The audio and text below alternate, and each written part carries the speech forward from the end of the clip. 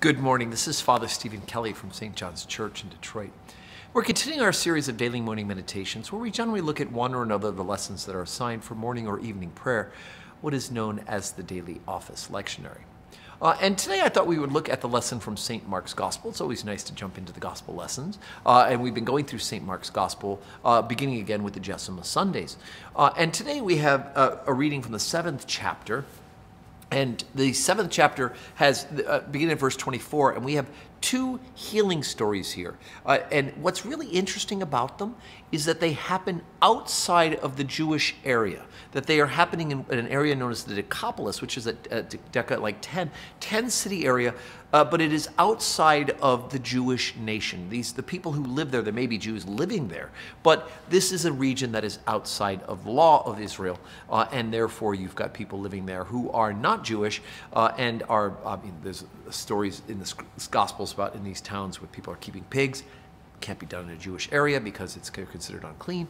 And then we also have people living there who believe in other religions, right? The Greeks and folks like that who believe in pagan gods. And here's Jesus in this region. He's going from one point to another, and he happens to be in this. It was not uncommon to be crossing back and forth. And so we do hear these two healing stories. The first one is this. And thence he rose, and he went into the border of Tyre and Sidon, and entered into a house. Would have no man know it, but he could not be hid. Right? His fame is certainly all over the place by now. For a certain woman whose young daughter had an unclean spirit heard of him, and came and fell at his feet. And the woman was a Greek, a Syrophoenician by nation, and she besought him that he would cast forth the devil out of her daughter. Now, remember, she's an outsider. But Jesus said unto her, Let the children first be filled, for it is not meet to take the children's bread and to cast it to dogs. And she answered and said unto him, Yes, Lord.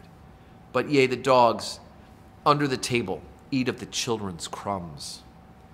And he said unto her, For this saying, go thy way, the devil is gone out of thy daughter. Such faithfulness that she was willing to take whatever Jesus would give, even if it was crumbs falling from the table.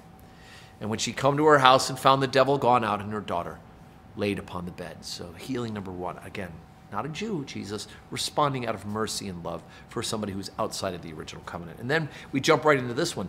And again, departing from the coast of Tyre and Sidon, he came into the Sea of Galilee through the midst of the coast of the Decapolis. And they bring unto him one that was deaf and had an impediment in his speech, and they beseech him to put his hand upon him. And he took him aside from the multitude and put his fingers into his ears, and he spit and touched his tongue. And looking up to heaven, he sighed and said unto him, Ephphatha, that is, be opened. And straightway his ears were opened, and the string of his tongue was loosed, and he spake plain. And he charged them that they should tell no man.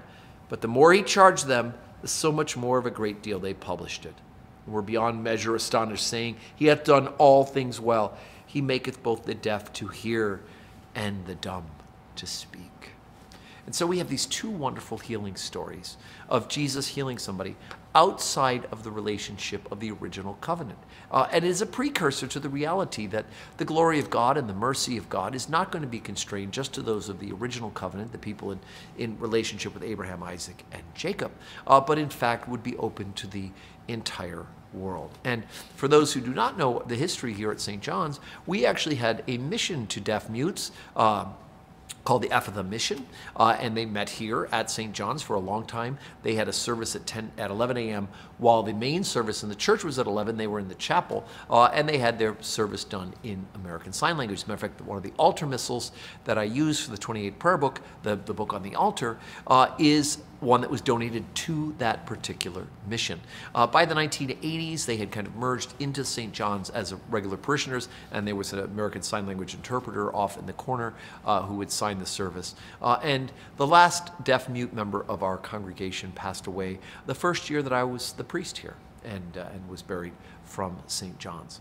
So, of course, the healing mercy of God is so important for us. And even though Jesus keeps telling people, just don't tell anybody about this because of the fame and the press. People are not going to hear the messages he's trying to get upon because they're all going to press upon him for healing needs. The reality is that it's hard to keep this message to oneself, as we see in St. Mark's Gospel and as we see Jesus continuing that healing mercy.